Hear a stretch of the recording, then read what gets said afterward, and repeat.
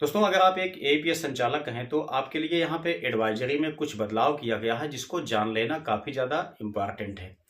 क्योंकि आपका एईपीएस काफ़ी ज़्यादा प्रभावित हुआ है 2024 में। हम लोग जानते हैं कि एनपीसीआई, यूआईडीआई, आरबीआई कई कड़े कदम यहाँ पे उठाए हुए हैं। तो आपको यहाँ पे दोस्तों जो नई एडवाइजरी यहाँ पे जारी की गई है, इसको भी अच्छी तरह से एनालाइज कर लेना चाहिए, क्योंकि यहाँ पर कुछ ऐसे बदलाव किए गए हैं जिनका पालन करना सभी एईपीएस संचालकों के लिए बहुत ज़्यादा आवश्यक है। यदि आप लोग पालन नहीं करते हैं, तब ऐसे में आपकी शॉप पे खतरा बना रहेगा। कोई सा भी यहाँ पे जब चेक इन के लिए आएगा तो शायद आपको यहाँ पे नुकसान झेलना पड़ेगा। तो ये क्या बदलाव किया गया है, इसको मैं आपको यहाँ पे दिखा देता हूँ सब कुछ, ताकि आप लोग भी इसको समझ सकें। पहली बात ये है कि हम आपको बता दें कि इसको आप लोग डाउनलोड कैसे कर सकते हैं स्वयं से ही अपने आईडी से। ठीक है। आप किसी भी एप्लीकेशन को यूज करते हैं दोस्तों, तो वहां पे आप लोग जब जाते हैं आधार कंसेंट वाले ऑप्शन पे जब क्लिक करते हैं, तो वहीं आप लोग देखेंगे तो एडवाइजरी डाउनलोड करने का एक ऑप्शन दिया होता है, तो वहीं से आप लोग डाउनलोड कर लीजिएगा। हालांकि मैं आपको बता देता हूं यहाँ पे कि एडवाइजरी में क्या कहा गया है, पहले आप लोग इसको अच्छी तरह से समझ लीजिए। ठीक है, 4 पॉइंट्स यहाँ पे दिए गए हैं। इन 4 पॉइंट्स के अंतर्गत आपको यहाँ पे अच्छी तरह से समझ लेना है कि हमको एईपीएस करते समय क्या क्या चीजों की सावधानी बरतनी पड़ेगी 2024 में। ठीक है। देखिए, सबसे पहले यहाँ बताया गया है दोस्तों कि आपको निर्देशित किया जाता है कि नकद निकासी लेन देन करते समय केवल ग्राहक का मोबाइल नंबर दर्ज करें। ठीक है। यहाँ पे दोस्तों लगभग 90% ऐसे एईपीएस संचालक होते हैं कि जब यहाँ पे बैलेंस विड्रॉ करना होता है या इंक्वायरी कुछ भी करना होता है, तो वहां पे दोस्तों आधार तो लगाते हैं, मतलब आधार नंबर डालते हैं कस्टमर का। ठीक है। लेकिन जो वहां मोबाइल नंबर लिखने का ऑप्शन आता है, उसमें दोस्तों अपना स्वयं का डाल देते हैं मोबाइल नंबर। ठीक है। तो यहाँ पे एडवाइजरी में ये बदलाव किया गया है, साफ साफ स्पष्ट कह दिया गया है कि अब आप लोग एईपीएस करते समय कस्टमर का ही मोबाइल नंबर वहां पे दर्ज कीजिएगा।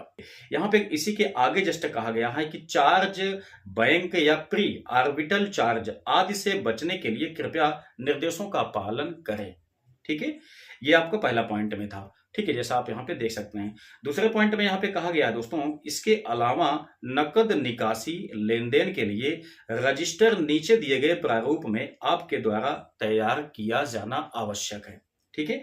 आप लोग देख सकते हैं नीचे यहाँ पे जो दिया गया है रजिस्टर का कैसे प्रोफार्मा होगा, कैसे प्रारूप होगा, उसमें क्या क्या चीजें दर्ज करना है, उसको आप लोग यहाँ पे देख सकते हैं।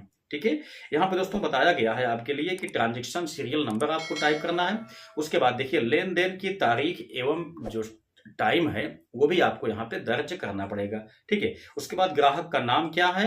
ठीक है। उसके बाद देखिए उसी के जस्ट आगे आप लोग देख सकते हैं कि उसने कितना विड्रॉ किया हुआ है। ये सब चीजों को आपको यहाँ पे मेंशन कर देना है अपने रजिस्टर में, मतलब रजिस्टर भी मेंटेन करना आपके लिए यहाँ पे मैंडेटरी कर दिया गया है। ठीक है। उसके बाद देखिए तीसरे नंबर पे दोस्तों यहीं पे बताया जाता है आपको कि आपको सलाह दी जाती है कि एईपीएस के माध्यम से लेन देन केवल नकद निकासी एवं शेष राशि की जांच के लिए किया जाना चाहिए। ठीक है। इस सुविधा का उपयोग किसी भी परिस्थिति में व्यापारी भुगतान उद्देश्यों के लिए नहीं किया जाना चाहिए। ठीक है। आगे कहा गया है कि इस सलाह का पालन ना करने वाले को यहाँ पे गंभीर उल्लंघन माना जाएगा, उचित कार्रवाई भी यहाँ पे की जा सकती है। ठीक है। यहाँ पे आप लोग देख सकते हैं तीसरे वाले ऑप्शन पे दोस्तों यही बात कहा गया है। हालांकि ये था इंग्लिश में, ठीक है, लेकिन मैंने यहाँ पे हिंदी कन्वर्जन में आपको बताने की कोशिश किया हुआ है।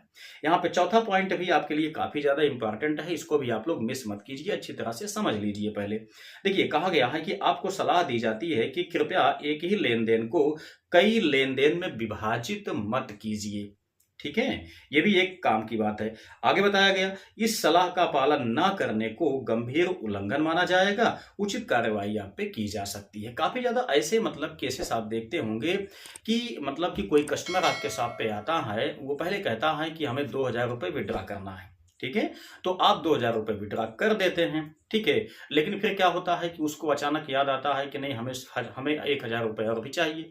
तो ऐसे में आप लोग क्या काम करते हैं कि उसका फिर से कस्टमर का फिंगर लगवा देते हैं। ठीक है। हालांकि ये काम आपका 30 मिनट के बाद वैलिड हो गया है।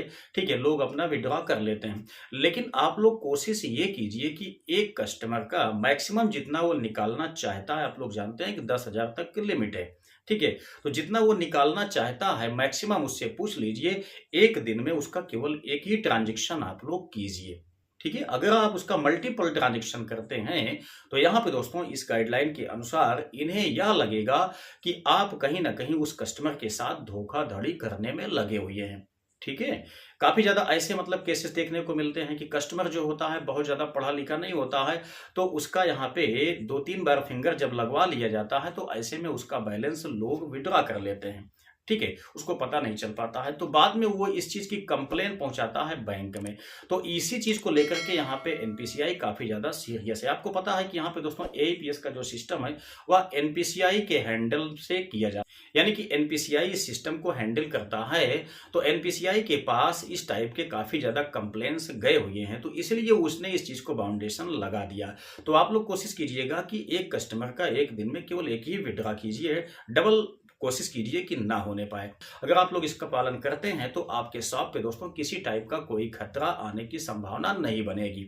ठीक है, उम्मीद करते हैं कि ये वीडियो आपके लिए काफी ज्यादा इंफॉर्मेटिव लगा होगा।